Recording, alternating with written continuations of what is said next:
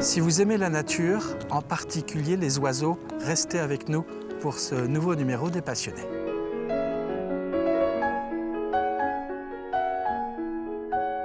Qui êtes-vous, François? Je suis passionné un peu de nature et d'oiseaux.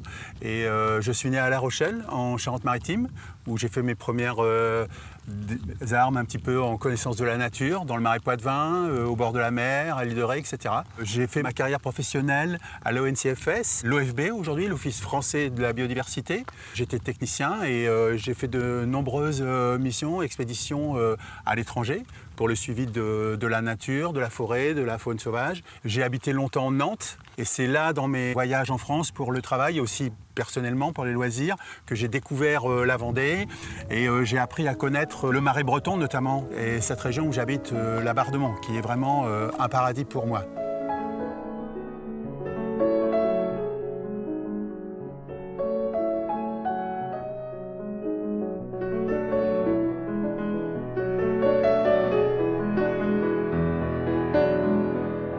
François, votre passion pour les oiseaux, elle remonte à la tendre enfance. Oui, en effet, oui. Je dois peu dire cette anecdote qui est un peu amusante.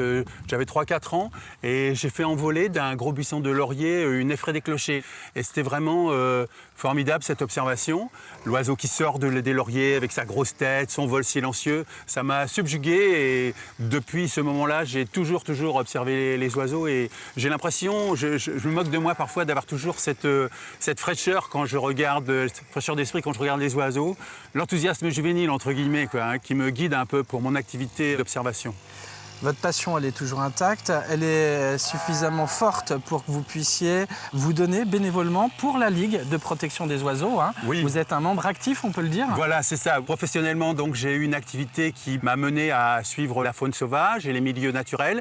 Mais depuis que j'ai arrêté cette profession, je suis à fond pour l'investissement, dans un investissement avec la Ligue pour la protection des oiseaux, la LPO en Vendée. On travaille sur le suivi des espèces et des milieux pour leur protection. J'ai eu l'occasion aussi de faire quelques informations dans les écoles pour les enfants, d'apporter un peu ce que je connais pour l'observation des oiseaux, la reconnaissance des espèces. Et ça, c'est très intéressant à faire, très important aussi.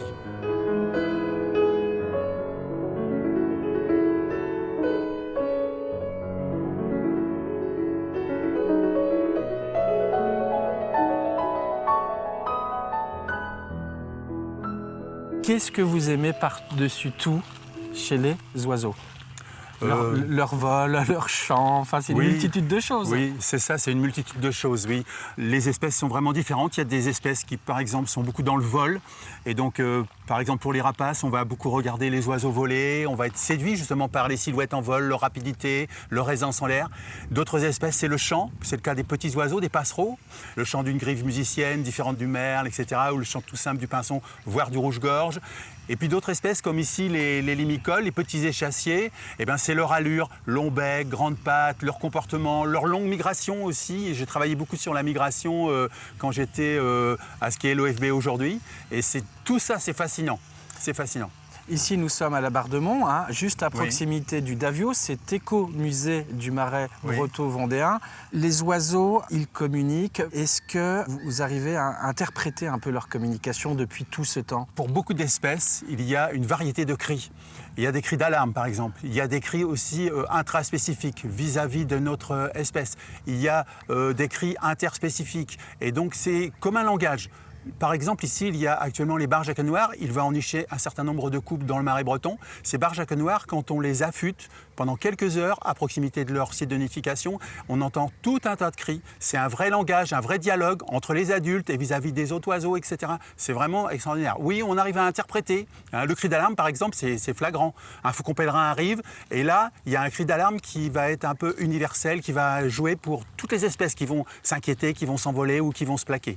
Alors le faucon pèlerin, vous m'avez raconté une petite anecdote. Ce faucon pèlerin, c'est l'oiseau le plus rapide, 350 km à l'heure, donc en piqué, oui. C'est un oiseau qui voyage, qui se déplace, qui migre et qui, en ce moment, nous sommes au mois de mars, vient dormir la nuit sous le pont de Noirmoutier, en travaux en plus. Oui, c'est vrai, il y a actuellement un individu, c'est un mâle adulte, certainement est un grand migrateur qui va aller nicher dans le nord de l'Europe, en Finlande, en Russie, en Suède, parce qu'on a autrement nos faucons pèlerins, et il y en a a quelques couples en Vendée qui nichent dans les falaises, plutôt dans les carrières, et ceux-là sont en train de couver par contre.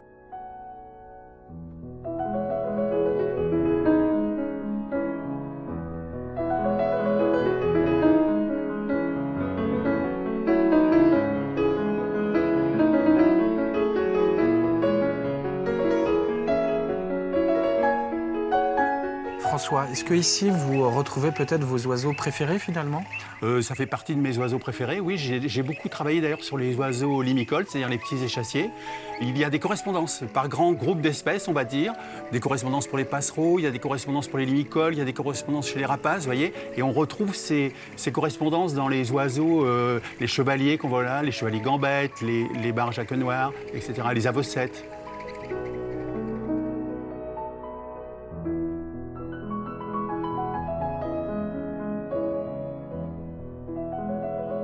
Cette passion que vous avez pour les oiseaux, elle embellit votre vie au quotidien, je crois.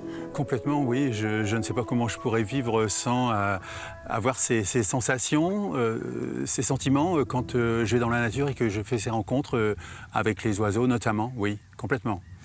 La nuit, vous y repensez, ça vous fait voyager, ça vous fait même rêver, non? Oui, c'est vrai.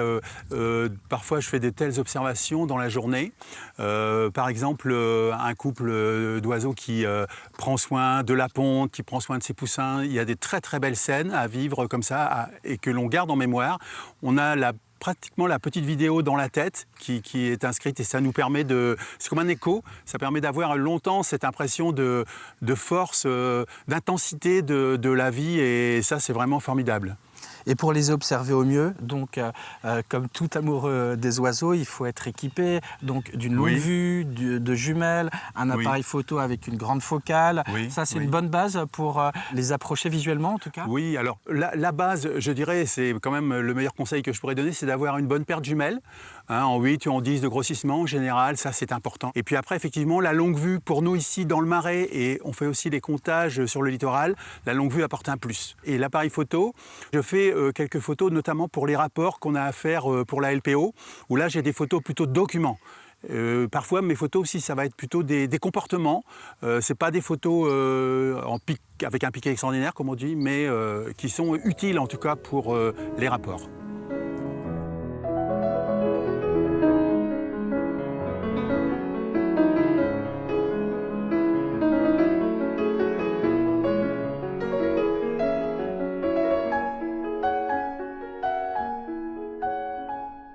François, vous êtes toujours surpris, donc toujours fasciné par ces oiseaux.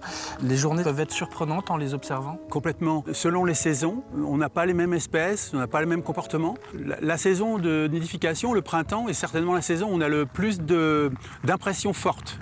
Ça, c'est clair. La reproduction, c'est quelque chose qui est assez magique, quoi, hein. C'est la multiplication pour les espèces, pouvoir générer son espèce, c'est vraiment fabuleux. Et on a des comportements, des attitudes qui sont remarquables et qui nous impriment davantage au niveau des souvenirs.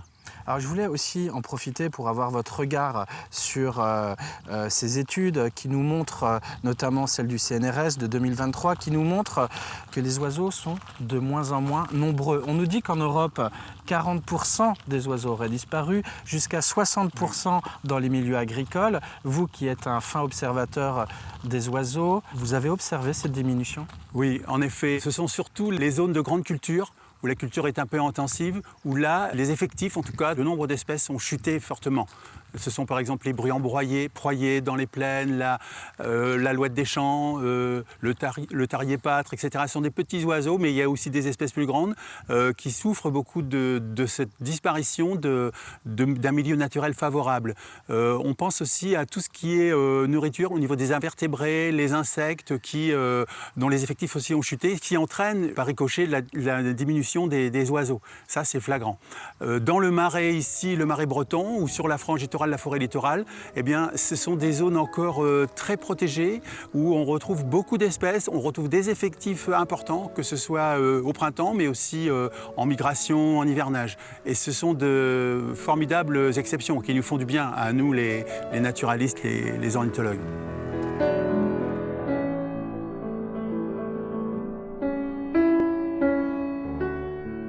Alors pour rappel, nous sommes ici à l'écomusée du Marais breton vendéen qui s'appelle le Davio. Pour ceux qui souhaiteraient observer les oiseaux, ici c'est votre paradis, on l'a compris. Hein. Oui, tout à fait. C'est un sanctuaire très intéressant pour venir observer ces oiseaux. Oui, alors ici, justement, au Davio, on peut voir notamment tous ces oiseaux limicoles, les avossettes, les échasses qui vont arriver bientôt, les barges à queue noire, les chevaliers gambettes, vous voyez. Donc c'est des espèces originales. C'est un lieu unique même en France au niveau de nidification de ces espèces-là. Il n'y a pas d'autre région. Et en termes de densité d'ailleurs, pour les oiseaux limicoles, le Marais breton est excellent. Alors après, il y a aussi, pas loin, on la voit ici même à peine à l'horizon, les forêts du littoral. Voilà, la forêt domaniale de Mont, hein, qui est gérée par l'ONF d'ailleurs. Et dans cette forêt, au printemps, en fin mai, début juin, on peut aller le soir, par exemple, au crépuscule, et on peut entendre par exemple et voir l'engoulevent, qui est un oiseau qui fait 60-70 cm d'envergure, qui est extraordinaire, qui est un oiseau crépusculaire et nocturne. Et c'est entre guillemets un ovni dans le monde des oiseaux. Et ça peut faire l'objet aussi d'une petite sortie sans rentrer dans la forêt, en restant sur les allées, en pénétrant un petit peu, en restant en bordure d'une clairière. Et puis il y a toute la frange littorale aussi qui est excellente pour observer, notamment en hiver, la baie de Bourgneuf qui est tout près. Oui, vraiment ici c'est un paradis pour les oiseaux et je parlais des limicoles, mais il y a aussi des oiseaux plus grands comme les hérons cendrés, les garzettes, la grande aigrette, les hérons bioraux. Il y a des rapaces aussi, ici on vient de voir tout à l'heure un milan noir, ils viennent d'arriver d'Afrique. Hein. Il y a les faucons cresserelles, il y a un petit peu de faucons ombraux, il y a les buses. Enfin bref, il y a beaucoup d'espèces variées et très intéressantes à étudier. Et il y a même des espèces parfois très rares. Je pense qu'on pourrait continuer bien longtemps avec vous autour de cette passion que vous avez pour les oiseaux. François, merci beaucoup de nous avoir fait partager votre passion. Mon plaisir. Pour ce monde fascinant que sont les oiseaux. Nous étions donc à la Barre de Mont, à l'écomusée Marais du Davio. On se dit à bientôt pour une autre émission des passionnés. Ce sera toujours sur TV Vendée. Merci François. Merci Grégoire.